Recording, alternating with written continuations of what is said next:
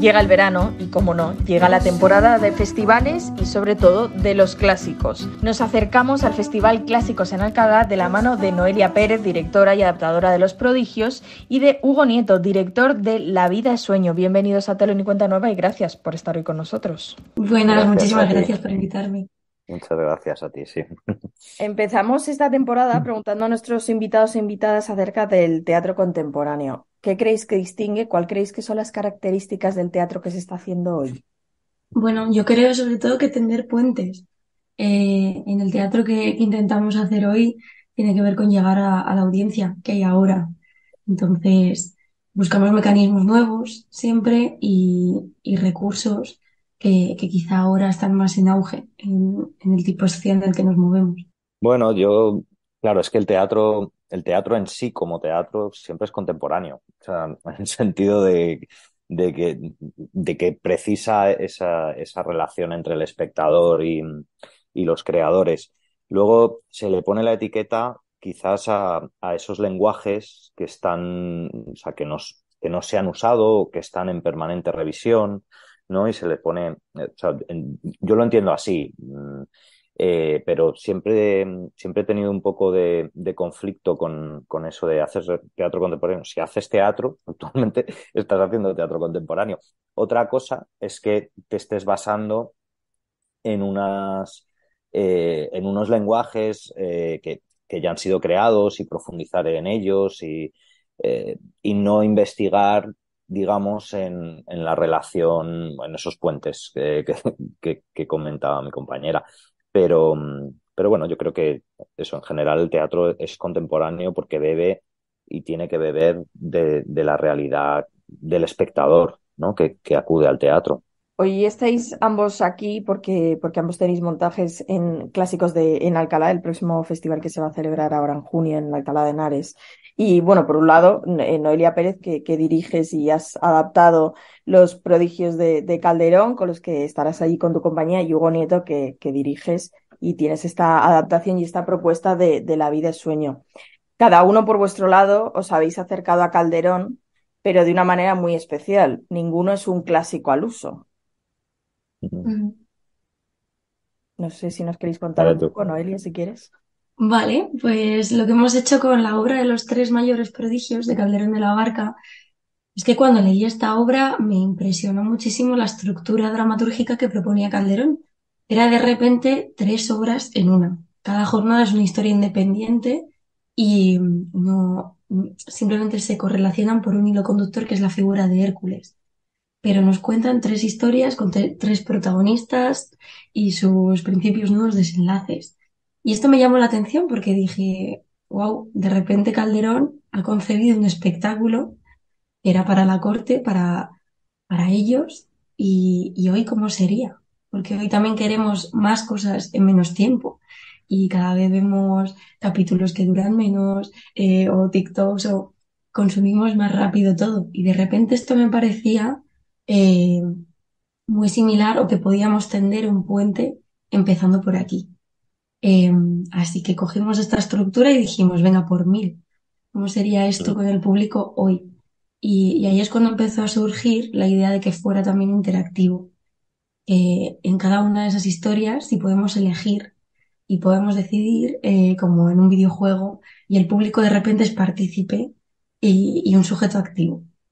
Entonces, bueno, esperamos que Calderón tuviera y estuviera contento de que ocurriera esto, ya que la intención era subir las apuestas de lo que él proponía. Pues bueno, el acercamiento, digamos, es parecido. Nosotros ya llevamos 10 años trabajando juntos como compañía y siempre hemos tenido pues ese tipo de acercamiento al clásico de hacer la pregunta eh, de cómo sería hoy, ¿no? En nuestro caso quizás no hay una interacción, sí que nosotros esta vez nos hemos acercado, digamos, a la vida sueño más con respecto a las vidas de sus personajes, ¿no? Y un poco esa relación que tiene Segismundo, bueno, ese encierro que tiene Segismundo para nosotros es un poco el encierro que podemos llegar a tener nosotros con la ventanita de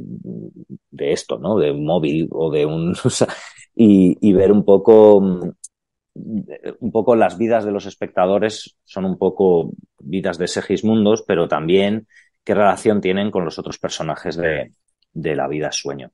Entonces, esta vez nosotros también hemos hecho nosotros más que interactivo, pedimos al espectador, le hacemos elegir al principio una de las tres tramas y hacemos y cada uno tiene un recorrido. Realmente son tres recorridos diferentes lo que hacen los espectadores, ven esa historia de forma diferente y tienen puntos en común. Es una dramaturgia que nosotros llamamos encollar porque cada uno hace un recorrido, se quedan en un sitio, juntamos a todos los grupos, volvemos a ir y, y bueno, al final es una forma de entrar y de pasear a través de la obra quizás más conocida del barroco español, ¿no?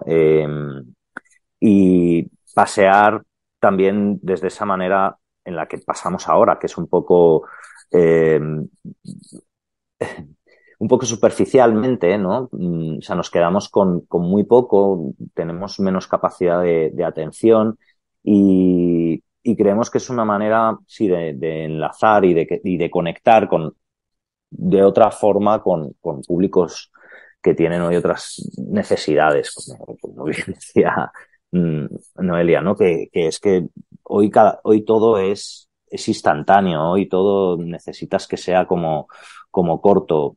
Entonces, bueno, para mí la idea es acercarnos a la vida sueño eh, desde la propia metafísica que propone la obra, pero sin intentar desmembranar todo, porque es imposible. O sea, aparte que es un mundo maravilloso y infinito el que propone la pieza, o sea, la obra original, pues yo creo que es una manera de acercarte en la que puedes generar el interés para profundizar más, ¿no? En el espectador. Pero sí, bueno, creo que tienen en común un poco esta propuesta de gamificación, ¿no? De la Mm, dramaturgia. total. Y Precisamente, perdona, proponéis esto de hacer un teatro, pues a lo mejor más inmersivo, también interactivo. ¿Creéis que es realmente la forma de acercar un clásico? Porque a veces los vemos muy lejanos y los podemos ver representados, puedes encontrar puntos en común, pero digamos que al público le requiere mucho más esfuerzo que cuando te lo acercan tanto, cuando tú formas parte de eso. Bueno, yo no sé si es la forma, pero es la forma que hemos encontrado para esta obra en concreto. O sea, seguro que para otras y sacar la tesis de esas obras hay otras y buenas y aceptadas y bien. Entonces, exacto. en nuestro caso, es la que mejor se adecuaba al formato que presenta Calderón y con lo que podemos ofrecer. Sí, o sea, nosotros es la primera realmente de las cinco piezas que hemos hecho que, que es, digamos, un poco inmersiva o por lo menos que tiene ese formato itinerante. Eh, no creo o sea, estoy con Adela, no creo que sea la forma, es una forma que quizás no es la más habitual, eh, pero que sí que dentro de la contemporaneidad de las propuestas cada vez es algo más real, más presente, este tipo de visión y que por qué no hacerlo con un clásico. O sea, creo que hay que hacerlo con cualquier pieza. Eh, yo creo que es una manera de acercar y de ver con otros lenguajes los clásicos. No hay una sola forma de hacer un clásico, tampoco hay una sola forma de decir el verso, tampoco. Y la antropología teatral también me parece muy interesante, ¿eh? O sea, quiero decir, se puede intentar recrear cómo se hacía y hay compañías muy expertas en eso. Nosotros es lo que vamos sintiendo que queremos contar, que nos transmite y que le puede parecer interesante al espectador. Y en este proceso de acercar a un clásico de otra manera, de acercaros como compañía de otra manera, de adaptarlo, o cualquier texto realmente. ¿Cómo creéis que se puede de alguna forma innovar y probar sin a la vez traicionar el espíritu de la obra? Habrá gente que te diga que lo hemos traicionado. O sea, eso está Sí, clarísimo. total. O Pero sea, no. defended por qué eh, creéis que no, hombre. Un poco de fe. O sea, yo cuento con ello, vamos, y no me importa. O sea, yo es la segunda vez que hago una versión de la vida de sueño y la primera que tuvo, ostras, fue el primer montaje de ensamble, ahora cumplimos 10 años, entonces me apetecía volver un poco a ese texto que siempre me ha maravillado y por supuesto hacer un acercamiento diferente. Y aún así, generó, yo me acuerdo en Almagro que hubo un señor muy indignado, pero muy indignado conmigo. Sí, sí, salió y me echó una bronca tremenda. Eh, entonces, como para mí yo lo mantengo y justamente la propuesta eh, es qué cuenta el clásico o por qué es vigente el clásico, ¿no? En este caso. Que hay muchos clásicos que es muy complicado. Nosotros, yo qué sé, con el que, digamos, más recorrido ha tenido, que hemos estado 7 años girando, todavía hacemos bolos, que es el Don Gil de las Calzas Verdes, eh, realmente qué interesaba, o sea, qué vigencia tenía, más allá de que fuese un Tirso de Molina, un texto como más o menos conocido. Para mí la vigencia era esa pequeña locura que haces por amor, ¿no?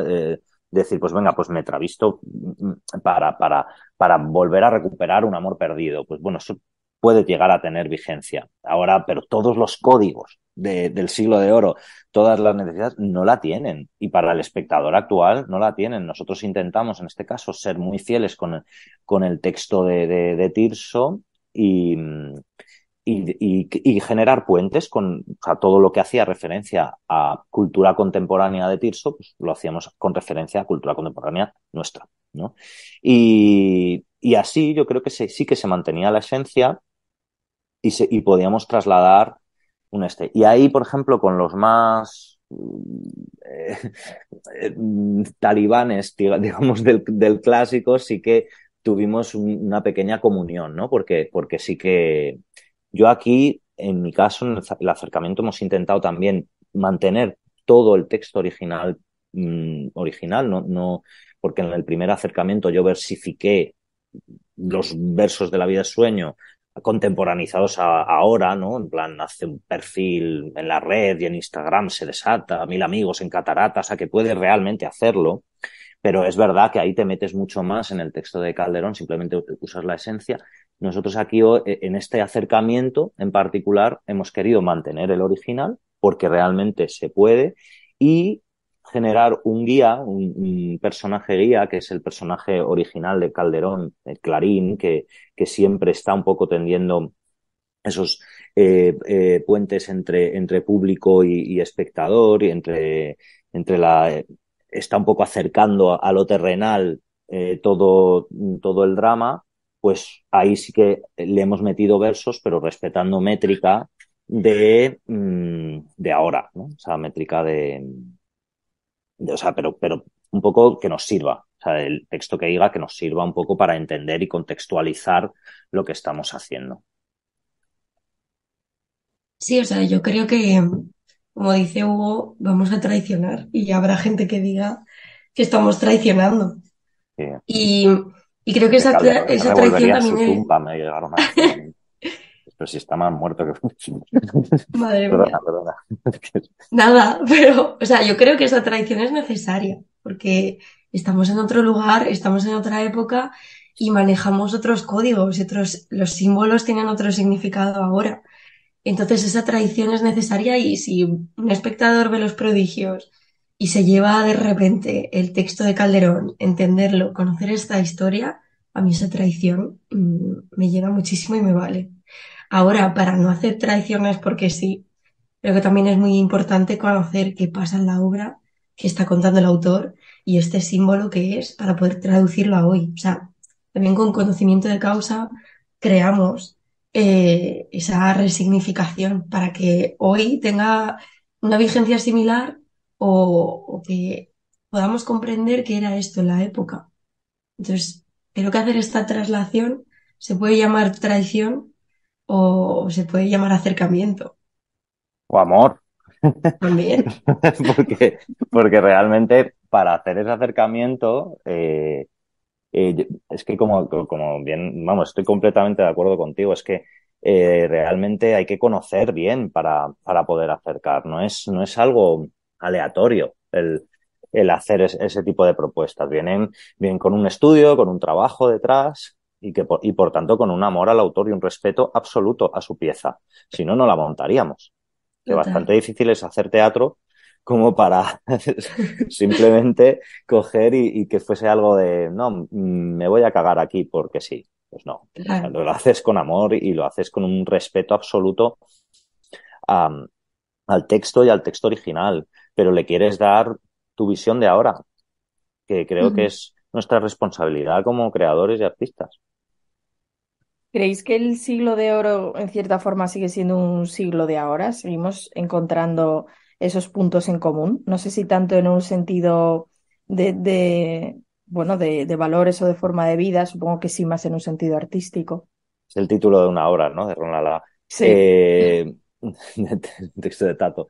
Eh, sí, o sea, lo creo fervientemente. O sea, creo que hay muchísimos paralelismos, incluso en cuanto a contexto sociopolítico. O sea, aunque no lo vean, o sea, aunque sea obviamente dos épocas que no tienen nada que ver y que hayamos evolucionado hacia otro tipo de moral, ética, etcétera, y tipo de convivencia y de forma estructural social, pero sí que mantiene muchísimos paralelismos y creo que fue una época brillante, pues la llamamos de oro porque es que realmente a nivel de creación literaria tenemos una cantidad ingente de textos maravillosos.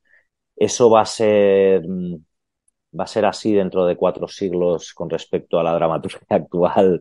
Eh, no lo creo, sinceramente, porque creo Es que una gran pregunta esa. sí.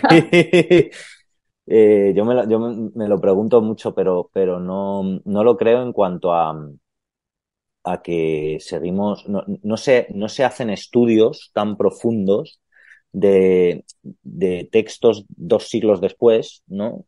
Como se ha hecho del siglo de oro español. Yo creo que al producir un verdadero salto creativo, eh, o sea, yo creo que lo que sí que cambia con nuestra época es que sí que veníamos de una época muy, muy, muy oscura, también a nivel de conocimiento. O sea, obviamente el siglo de oro no sería el siglo de oro sin una imprenta detrás, ¿sabes? Sin una formulación en la que hayan podido trascender esos textos, ¿no? Y, y entonces, en el momento, claro, lo primero gordo que vino después de la imprenta es el siglo de oro, es el barroco al final, ¿no? A nivel de cantidad de textos, de- y luego ya es más normalizado el ir teniendo textos. Entonces, el primer punto de partida es el que creo que ha generado ahí una buena cantidad de material que poder estudiar y en el que poder basarnos. Pero creo que sigue siendo un siglo de ahora. Creo que al final, como se tocan temas universales, va a ser un siglo de siempre. Yo, respecto al siglo de oro, tengo mis dudas. Diría que sí y no es siglo de ahora, porque hay muchos valores que por suerte han cambiado. Y si no han sido así, está bien también que los señalemos. O sea, igual el anterior montaje, Las Amazonas, hablaba de la posición de la mujer y de los mitos que había alrededor de esta figura.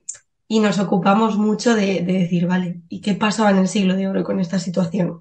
¿Y ahora qué paralelismo hay? No se parece, pero hay cosas que sí. Entonces, buscar esos puntos en común y diferentes. Creo que es bueno para hacer una revisión de dónde estamos ahora en la historia y en qué hemos evolucionado y en qué no.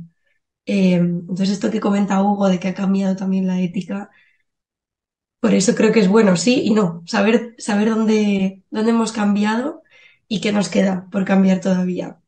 Y, y también eso, poder reajustar y saber qué ha ocurrido hasta ahora. También creo que el siglo de oro, desde el lenguaje, era una forma de evadirnos de la realidad, de ir a algo más bello que lo que teníamos, hablar en verso. La gente no hablaba en verso entonces. Y ahora sí que a veces buscamos en las dramaturgias contemporáneas o situaciones muy similares o nos vamos a la ciencia ficción, pero utilizaron otro recurso muy distinto para escapar de esa realidad que vivían entonces. Y me parece un valor añadido que no tenemos ahora, pero que sí que podemos decir, vamos a por ello. ¿Cómo sería esto transformarlo hoy? O este rasgo estilístico no lo mantenemos en la dramaturgia contemporánea. Cuando al final planteáis todas estas ideas que se llevan a cabo, como decíamos antes, por el Festival Clásicos en Alcalá, ¿crees que es la forma de mantener vivos los clásicos gracias a instituciones o festivales como este o como el Teatro Clásico, la Compañía Nacional de Teatro Clásico? ¿Es la única manera de, digamos, asegurarnos que siguen en pie, que sigue habiendo esa continuidad, que se renuevan de una forma o de otra, pero que seguimos hablando de Calderón? Realmente. No he entendido bien la pregunta. O sea, que Sí. quiero decir, sí. Que digo que gracias a festivales como este o como otros tantos que se ponen en marcha en toda España, a compañías como la Compañía Nacional de Teatro Clásico, la Compañía Joven de Teatro Clásico, ¿creéis que es la forma de asegurarnos que los clásicos van a seguir en pie, van a seguir rodando? Yo, a ver, es la forma, desde luego es el objetivo y funciona. O sea, es una forma. Hay más también. Claro, también te digo que hay más. Sin ellos seguiría existiendo las propuestas de Siglo de Oro o propuestas como la nuestra, sin duda también. Eh, entonces, bueno, yo creo que sí, o sea, es una manera de apostar, de seguir, bueno, de ahondar en una parte de nuestra cultura, pero tampoco es o sea, que hay muchísimos más medios y se pueden hacer también las cosas de forma diferente. Sí, yo De creo seguir. que es un gran impulso que existan estos festivales, este apoyo y que aún así se tendrían que seguir haciendo. Los clásicos, como hemos visto, tienen también un valor añadido que deberíamos seguir explotando. Pero sí que creo que gracias a estos festivales es la forma y gracias a la Compañía Nacional de Teatro Clásico sigue habiendo un estudio y una escenificación de ello. No sé qué pasaría si no existían estas instituciones. Hombre, o sea, yo estoy feliz de que existan. O sea, quiero decir, no es que no se me malinterprete. O sea, yo lo que creo, sí, o sea, lo que es un impulso es para también lo bueno, o por lo menos para mí ha resultado siempre un impulso como forma de creación, o sea, y como una parte de creación, porque al tener estar tan especificado, ¿no? Y ser tan específicos, tanto los festivales, sobre todo esas líneas de programación veraniegas, más bien, porque parece que el Mm. clásico, salvo fuera del Teatro de la Comedia, o sea, del Teatro de la Compañía Nacional de Teatro Clásico, solo existen en verano, eh, siempre han sido un impulso. De hecho, nuestra compañía nació con ese impulso del Festival Off de Almagro realmente, porque veíamos que era la única manera en la que nos iban a coger, ¿no? En los sitios, porque no tenías tantas ventanas como creador joven o como compañía nueva de tener una plataforma de exhibir y de exhibición sin entrar dentro de los cánones normales del mercado, ¿no? Y en ese sentido ha sido un impulso. Está muy bien que el impulso nazca del clásico, porque creo que como creador hay que conocer a sus clásicos, hay que conocer esta forma o digamos, saber de dónde venimos y culturalmente ver de dónde venimos. A lo que me refiero es que no es suficiente, o sea, que igual se me han Mm. malinterpretado como parecía que es como lo Que único se puede que hacer más, sí. se puede hacer más, porque realmente el impulso está ahí, es maravilloso que existan, pero yo creo que no deben existir solo en verano, por ejemplo, y Pero es creo que que centrarlo, que la Compañía Nacional de Teatro Clásico hace una labor maravillosa para seguir manteniendo vivo ese pero que parece a veces que, que si no son ellos, no existe el resto, ¿sabes? O sea, no, ¿no? Entonces, yo creo que ahí era un poco de reivindicación, es decir, sí que son un impulso maravilloso, creo que es necesario, creo que la gran mayoría de los jóvenes les dan una oportunidad gracias a estos festivales, porque si no, no es tan fácil entrar en el circuito, es muy difícil, de hecho. Creo que iniciativas como el OC de Almagro ayudaron mucho en su día y abrieron mucho en su día para que otros festivales también programasen otro tipo de propuestas. Eh, pero, ojo, o sea, queda mucho por hacer y no solo, y yo creo que además es muy rico que haya este tipo de festivales y recuperar patrimonio. Y también, ¿por qué no? O sea, no solo especificarlo. Es que parece ya también que si haces un clásico solo puedes entrar en un circuito clásico. Claro, Y es que no es así. Como propuestas como las de Noelia Lamia no tienen cabida en cualquier tipo de teatro es que es y en verdad. cualquier tipo de temporada. Es que es verdad que, como decías, hay algo que pasa con los clásicos que están en el Teatro de la Comedia o están en los festivales de verano, pero bueno, y el resto del año y en el resto de programaciones, ¿por qué no Mm, están? Pues nos exacto. quedamos Pasa y al huérfanos. final parece que precisamente solo sobreviven por, bueno, unos festivales que se crean ad hoc en verano, el Teatro de la Comedia que está allí fijo y discontinuo, pero luego, ¿qué ocurre con todas estas propuestas? Porque no entran en programaciones durante todo el año. Es muy difícil. O sea, en las redes entran porque sí que el clásico, los títulos llaman la atención clásicos y luego en campañas, yo por ejemplo con el primero de La Vida Sueño sí que hicimos mucha campaña escolar, hicimos mucho movimiento en otra época del año, digamos, eh, por el hecho de que fuese La Vida Sueño. Y al final lo mismo ha pasado con el Don Gil, pero por ejemplo con el Amor Médico entre la pandemia y el tal, que fue el último, no ha sido el último porque lo hemos hecho otro, pero más pequeñín, pero que luego cuesta mucho si no tienes un gran título. O sea, un título, no es que un gran título, todos son grandes títulos, pero que no tienes un título Reconocible. reconocido Ujú. por la gente. Y eso dificulta mucho. ¿Qué pasa con todas esas producciones? Pues que muchas mueren o se reactivan solo en verano. Es así. Ahora hay otros proyectos que intentan darle o sea, el proyecto, por ejemplo, de la Fundación de Siglo de Oro, pues bueno, siempre ha intentado, una de sus es perpetuarlo y dejarlo como un espacio abierto durante todo el año, que no sea solo de verano, pero es complicado, es muy complicado. Yo sé, me consta, o sea que en realidad la propuesta de los festivales debería de ser, por lo menos, o sea, extender patas, no solo dejarlo en la mera exhibición. Creo que ahora hay muchísimos otros tipos de proyectos que se pueden llegar a hacer, de más cercanía, con propuestas teatrales y que permitirían que no fuese algo de temporada. Total, hay como un espacio ahí desierto en los meses de no verano en los que tú haces una obra de teatro para el festival y luego sabes que quizá te quedas huérfano y muere ahí. Y también es un poco duro saber que vas a hacer una obra que va a tener un recorrido veraniego y luego va a terminar. Entonces creo Mm, que, vamos, estoy muy de acuerdo en lo que comenta Hugo, que también habría que tender y abrir esas redes para que el resto del año tuvieran vida. mm. Bueno, Que Noelia, ya pero digo que sí, existen, pero perdona. estás muy marcado al mercado. Mm. Bueno, hay que dar la reivindicación, por si se consiguiera algún día. Sí. Noelia Pérez, Hugo Nieto, gracias por habernos acompañado, por habernos acercado de otra manera a los clásicos, en este caso a Calderón, ambos dos, y mucha suerte en este Festival de Alcalá. Muchas gracias. Gracias.